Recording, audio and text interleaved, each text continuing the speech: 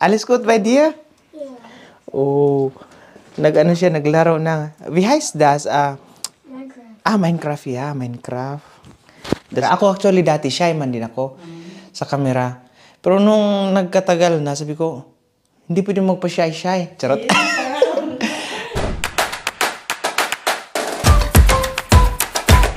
Hi guys! Welcome back again to Dong Vlogs. Guys, for today's vlog, mayroon pa tayong pupuntahan. Maniningil tayo. Charot.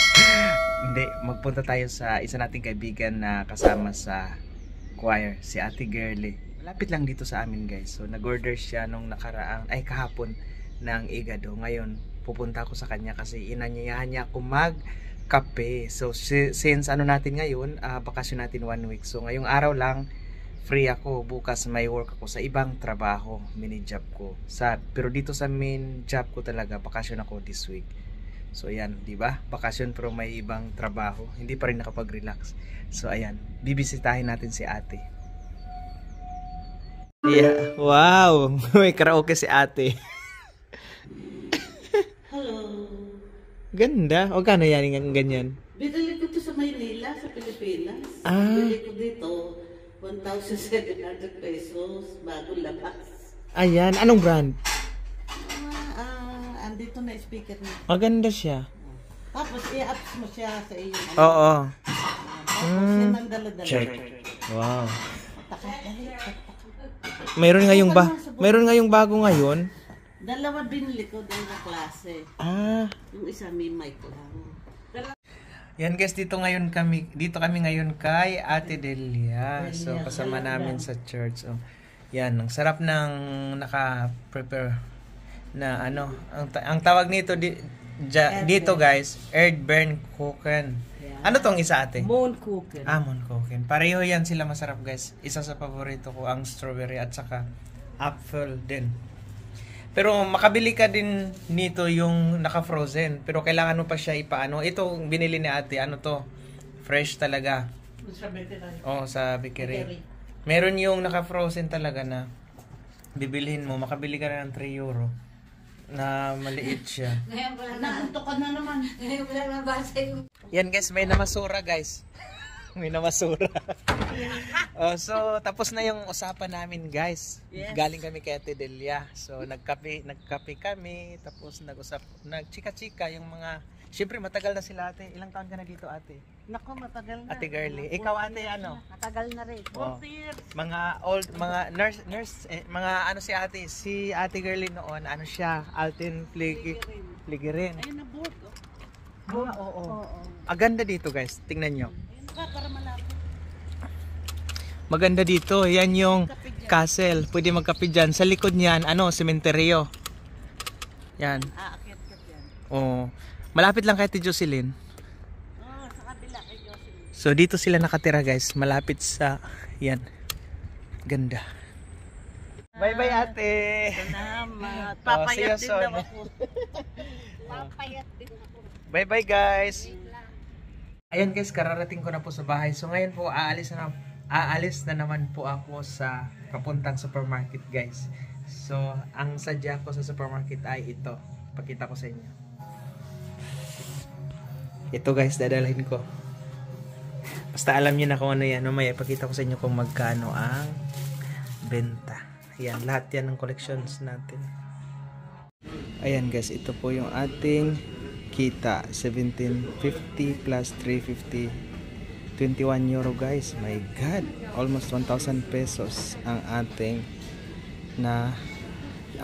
kita sa sa mga bote. Ayan. So pwede na natin tong ipang grocery or convert into cash. Hi guys, katatapos ka lang po mag-work po sa aking sideline at sa mini job. Bali ang bakasyon ko pala is yung main job ko talaga. So ngayon, after ko mag-work, magpunta ako sa fitness studio. Mag-workout pa. Diyos ko Lord. Sana maabutan ko si Ernesto kasi ang usapan namin alas 7 magpunta dito, pero hindi pa man siya online, so ibig sabihin nasa work pa siya. Yan, nahihiya pa naman ako kasi bago ako dito guys, pero kailangan ko pumunta dito kasi nagbabayad ako monthly ng 25 euro. So basic lang yun. Mag-workout lang.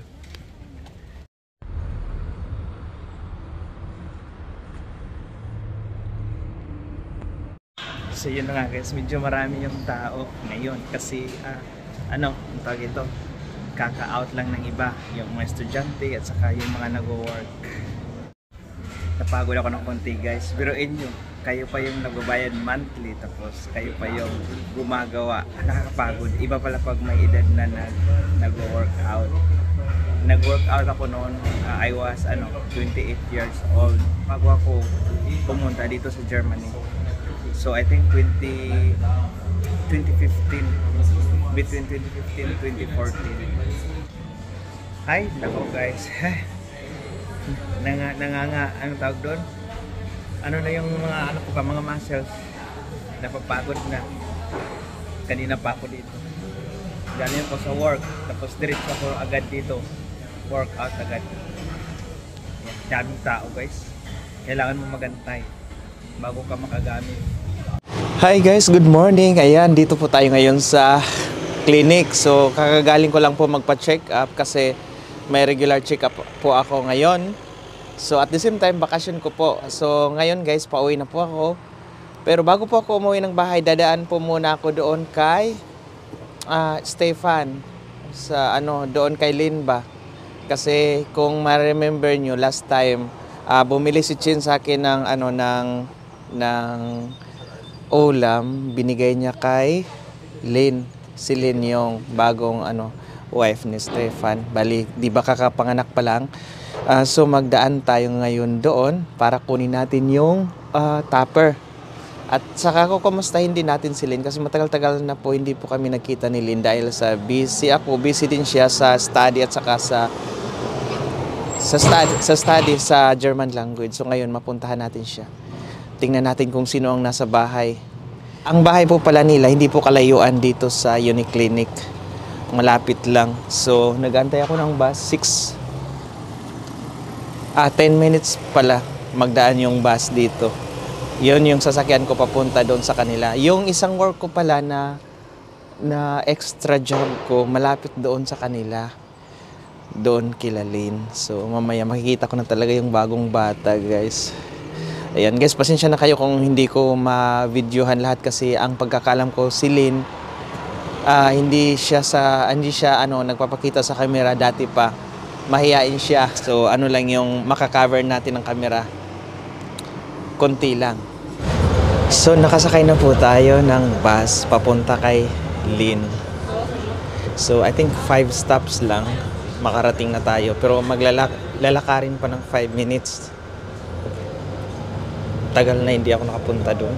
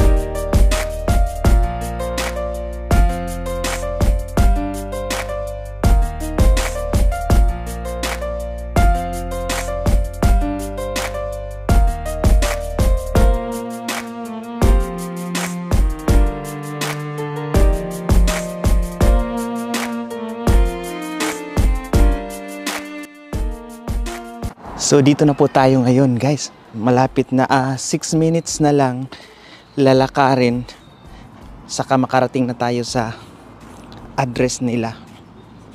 So yan, tagal-tagal na hindi po ako nakapunta dito.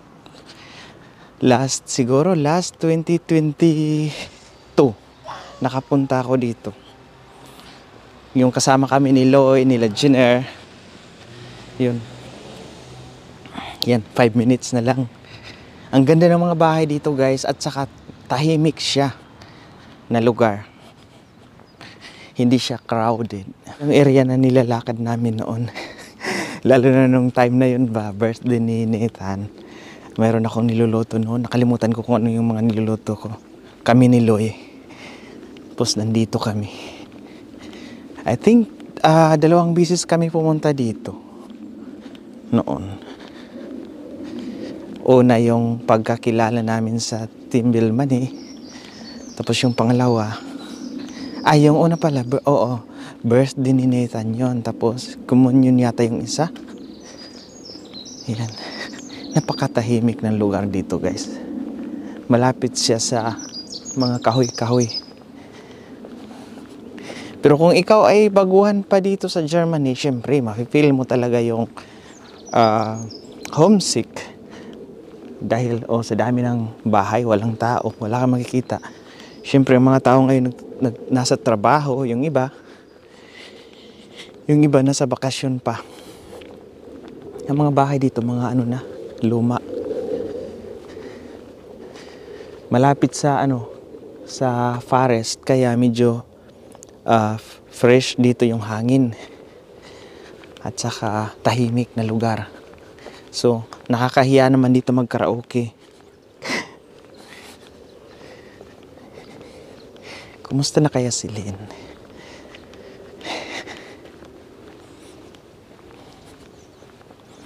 Guys, dito na tayo sa area. So, hindi muna ako magbi-video dahil alam kong bawal. Kuna ng kamera, si Lynn. Pero si Stefan wala man daw. Try natin mamaya si Nathan kung nandyan. At saka si Tipoy. Guys, nandito ako ngayon sa sa kwarto ni... Ay, hello, Nathan. Alles gut bei dir? Yeah.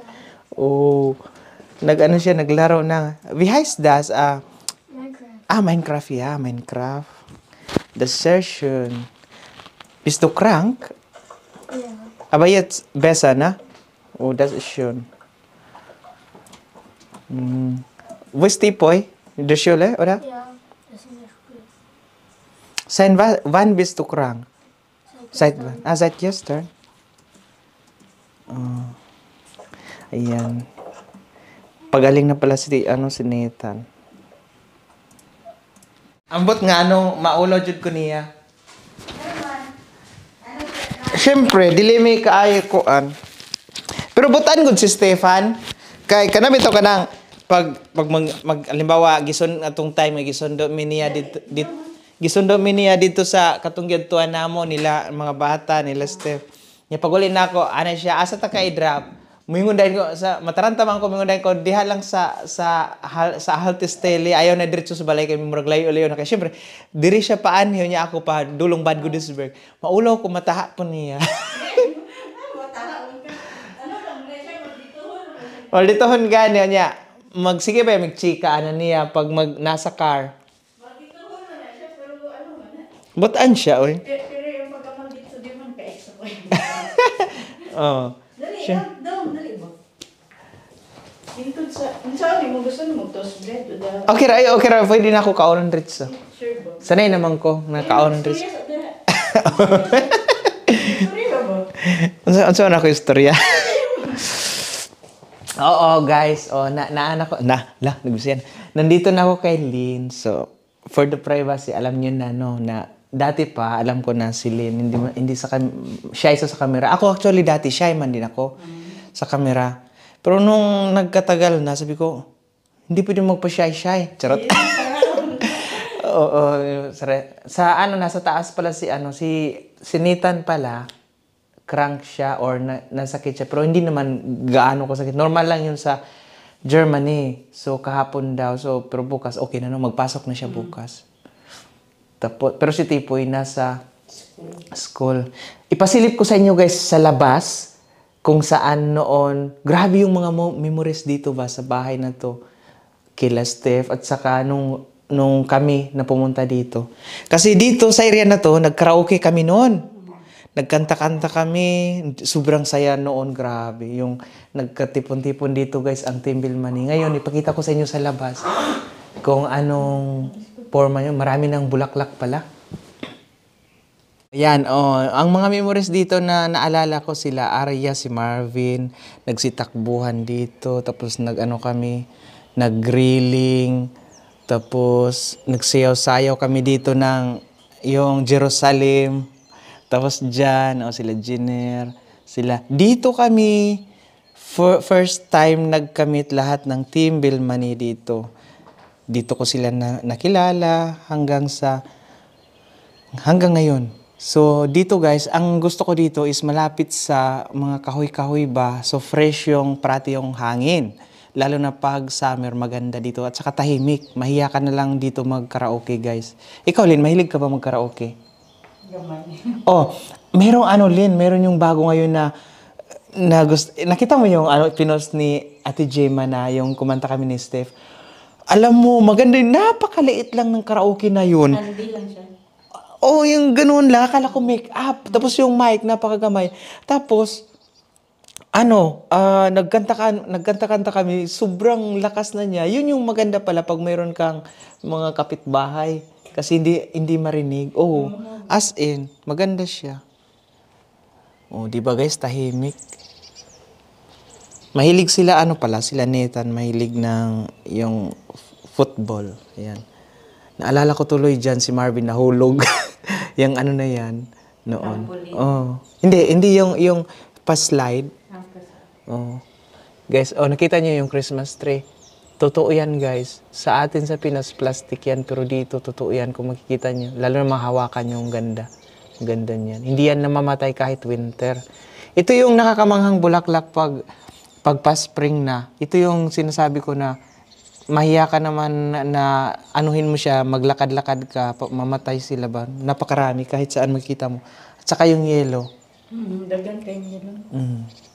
So dito, pag walang ginagawa, weekend, usually, ang mga bata tumutulong sa papa nila, maglinis, gaya dun sa boss ko. Yan. Para exercise na din. Ang dami mo palang lilinisin dito, Lin. Mag-garden ka kaya dito, Lin. Gawin mo itong mga sibuyas, mga potato. Actually, yung iba ginagawang potato, yung kung ano yung madali lang, yung tanglad. Lalo na ikaw may anak, magsabaw ka parati. Yung tanglad, napakamahal. Pwede ka magtanom. Malongga. Nag-try na ako. Kung ano yung nabubuhay sa akin dati. Gaya ng tanglad. Dati, nagpadala ko dito ng yung tinangkong, talbos ng kamote. Sa atin sa Pinas. Ang sarap kaya ng salad noon. May tanim ako noon. Mayroon pa nga akong yung dulaw. Yung yung duwaw ba, yung niya parang luya. Kurkuma. Mahilig kasi ako magsabaw dati, yung shrimps, sinasabaw ko sa amin. Katong yellow. Oo, yun. Alugbate, kurkuma. Yun, tawag mo kalimut. Ang luya diri ingwer. Yun. Pero minsan guys, nag-iingat din kami dito sa Germany dahil may dito yung nakakasakit pag naano mo ba, naapakan mo yung sa amin sa Bisaya, iwan ko na to sa Tagalog, yung sagay ba? Yung pag maano ka, sagay ng manok, maano ka, masakit, mayroon doon banda. Daming kahoy ninyo. Sarap magdala, charot. Kasi wala kaming kalan, wala kaming dirty kitchen. Hindi uso sa Germany. So, yung birthday ni Nathan, usually, hindi lang si Nathan, pag may party, dito sila may tent, anong tawag doon? Basta dito ang party, dito ang mga food, lahat. Parang, di ba ang birthday ni Nathan, May 4 ba? Basta sa 4, may daw dito, party. Nag-order na si Steph sa akin. Nag-order na siya. Nag-order siya ng pansit. Mag-grilling man daw. Dito. So, ang dami pang lilinisin before yung party. So, magpunta si Steph dito para maglinis. Gaano ba kalayo dito yung yung parents ni Stefan? 1 hour. Ay, malayo. Akala ko dito lang. Malayo pala. Pero paminsan lang siya pumupunta dito sila. Wala ka pang mga kapitbahay dito, mga close? Naman, biro mga butan. May Pinoy? Wala. Wala. Mga German. German. Parang wala kang kapitbahay. Oo nga. May bahay pero wala kang Dito guys, sa Germany, lalo na dito sa area nila, mas gusto ko tong ganito kasi nasanay na ako ngayon na yung tahimik na area.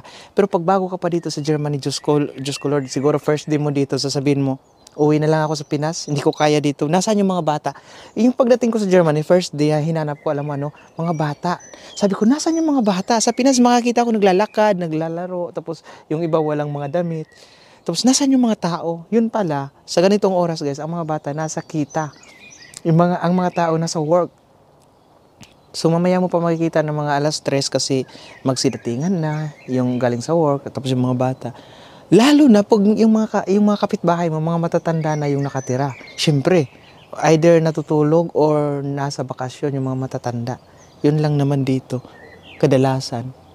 Ang cute ng akala mo bahay, pero yan? Stock room. Nandyan lahat yung mga ang ganda. Mukhang uulan siya. Ayan guys, pauwi na po tayo ng bahay ngayon. So, I think almost 1 hour yung chika-chika namin ni Lynn. Ayan, sayahan, tawanan. So, hindi ko na pa-cover sa inyo yung mukha niya kasi nga bawal.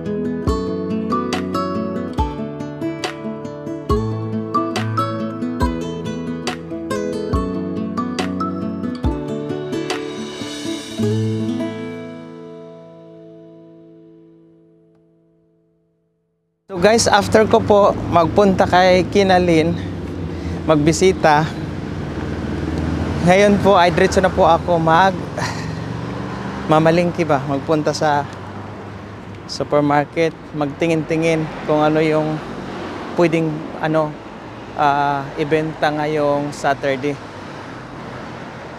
Kasi yung sinakyan ko pala na bus guys, diretso na yon dito sa palengke. Kaya one ride lang, medyo malayo ng konti, pero at least para pagdating ko sa bahay, diretso na akong pahinga. Guys, may pakita ko sa inyo na bulaklak. Yan guys, sobrang ganda ng bulaklak guys. Diba? Sobrang ganda.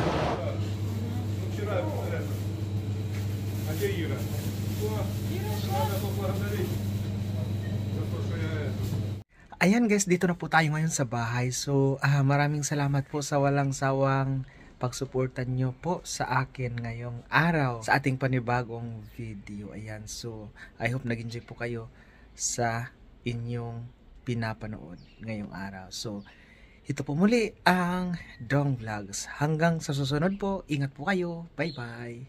And God bless.